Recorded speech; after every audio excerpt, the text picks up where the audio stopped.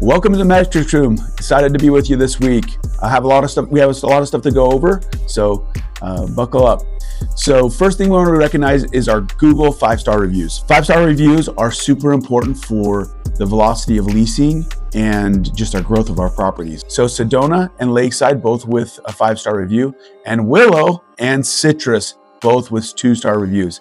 Really excited because Citrus is popping, and I know Willow is on its way up as well. Clutch is in full swing. We're about halfway through the competition. Remember, the clutch goes all the way through the end of February, so you still have time to recuperate.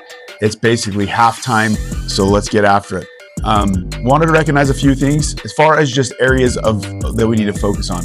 For trash and cleanouts and smelling good, Sedona with 100%, Willow Ridge with 118%, that's on Redline. And for Overdrive, top producers for TCS is Evergreen with 86%. So Redline's outpacing or outperforming with those two big offices. Props to Sedona and props to Angelica with 118%. That's really, really impressive. As far as net RPS scores go, the area that Redline is getting dominated in is in this area. You have negative 16 RPS on Redline, and you have 18 positive in Overdrive overall, which is basically giving you about, Overdrive has an additional 400 points. Remember, net RPSs are subtracting 30 points per negative RPS. So focus in there, and that's a way to drive your scores up. Right now, Overdrive is dominating there. So the top team right now in the clutch is Redline in occupancy. So the top producers are Cedar Creek, Hotel Wooten, Newport Village, and also Sedona. So they're getting an additional 50 points per. And some offices that are really close are Windsor, Willow Ridge, Ridgemar, Elm Creek. You're within striking distance of getting your teams an additional 50 points. First Colony, you have one that's 90%, and Winter Springs is at 90%. So those are the two that if you were to get to 100%, you get additional 50 points in the competition. So overall, scores sits right now, as it sits, is Redline is at 1585 and Overdrive is at 2300. So Overdrive is pulling a little bit of a gap here, but I don't rule out Maria, Andy, Garcia, and Jessica and Caitlin to get this in order and actually make this a really, really big run to the end of February. Remember, we have basically a whole month and a half week left before this competition is over. So keep it up, push hard.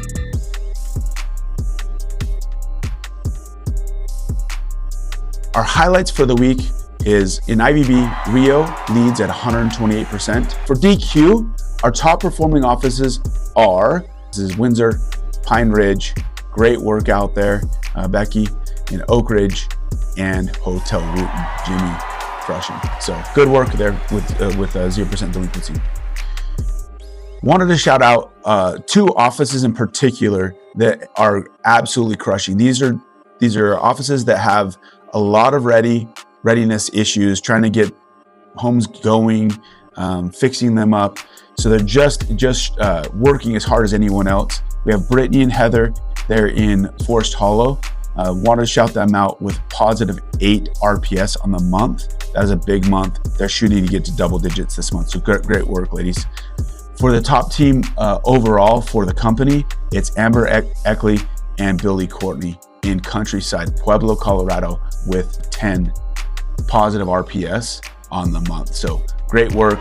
Let's keep rocking. The great thing about Billy and Amber is that they've done it consistently for the last 3 to 4 months. They're just absolutely doing great things out there in Countryside. If you want to know how to get units ready and how to lease them effectively, I would probably reach out to them. I wanted to shout out for this month all of the maintenance crews and the CMs that are working so diligently to make units ready.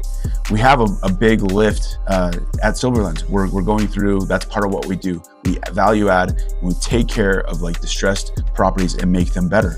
And I wanted to shout out the work that you're doing each and every day to go into these homes, figure out what's wrong, make them better, and so that people can occupy them.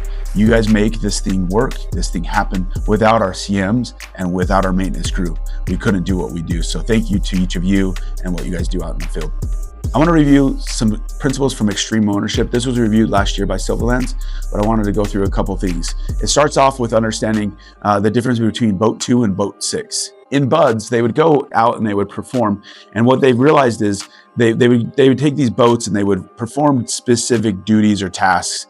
And when you would do well, you get like breaks and you kind of get these preferential treatments.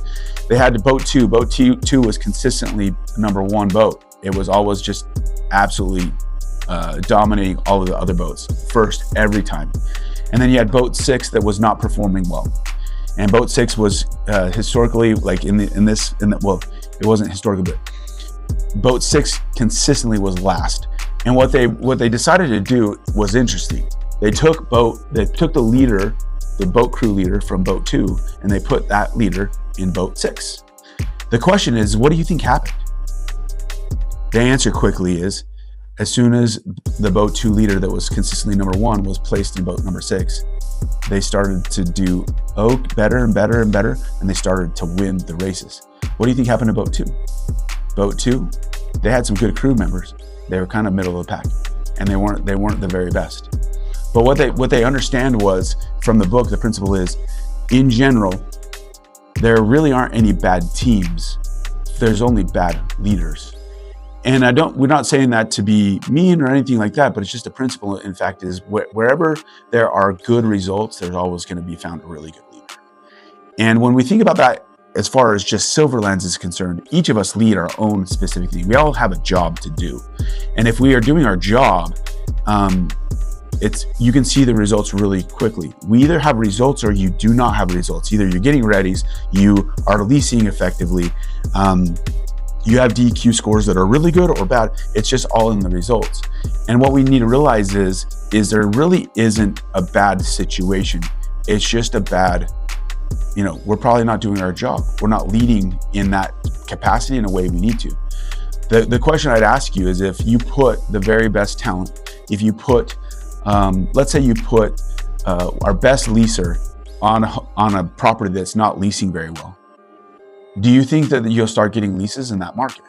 The answer is absolutely, you'll start getting leases. And you'll not just get leases, you will get a ton of leases, because they'll see opportunities that the person that's currently there isn't seeing. It's very easy sometimes when we're in the situation to be deceived, to think my situation is not good. The grass is greener elsewhere. In reality, we need to take an introspective look at what we're doing and what we're doing to accomplish the results that are required. Are we doing what's required? One of the things to understand is, when we're in our own sphere of influence, our own managerial area, like let's say I'm in charge of make readies, or I'm in charge of maintenance, or I'm in charge of leasing, or I'm in charge of just running the CM. The question is how do you influence other people in the organization besides your current role and responsibility? The answer is sometimes, but in general, we all lead in a specific way. And when you look at it, leadership influences everywhere. If I don't do my job effectively, it affects and trickles throughout the organization. So if a leasing agent doesn't lease effectively, it affects people at corporate, it affects you in general in another market, because in general, we are all intertwined together. It means that we're either doing good or bad in general, financially as a company, and we cannot separate. So just realize what you do is important, and you do affect other people. No matter what you think, you do influence other people, and that makes you a leader. Silverlands, thanks for tuning in today. Really appreciate every single one of you. What we're doing is big, and we are making a movement. This clutch incentive is fantastic. You're doing a great job. We're focusing on the right behaviors that will get us the end result. And let's go finish out the month of January strong and crush in February. I'll talk to you later.